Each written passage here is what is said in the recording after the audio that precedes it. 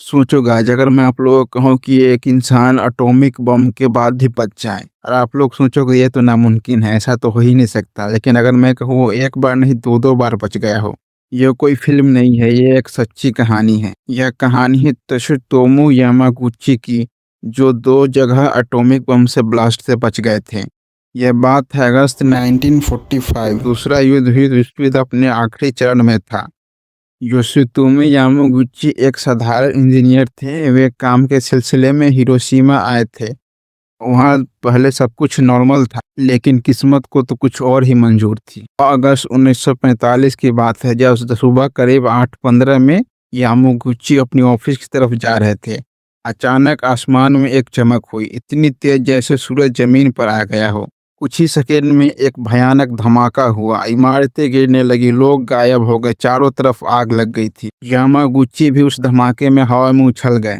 उनका शरीर बुरी तरह जल गया था, लेकिन वो किसी तरह बच गए थे।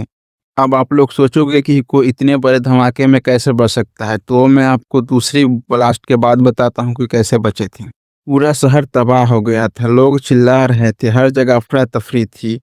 अगले दिन चोट लगने के बावजूद भी उन्होंने अपने घर जाने का फैसला किया और उनका घर नागासाकी में।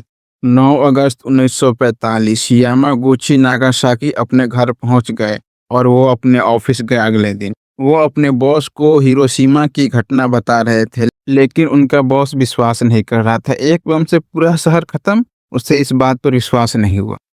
तभी फिर अचानक से वही तेज रोशनी, फिर एक भयानक धमाका, नागासाकी भी तबाह हो गया और यामागुची फिर भी बच गए।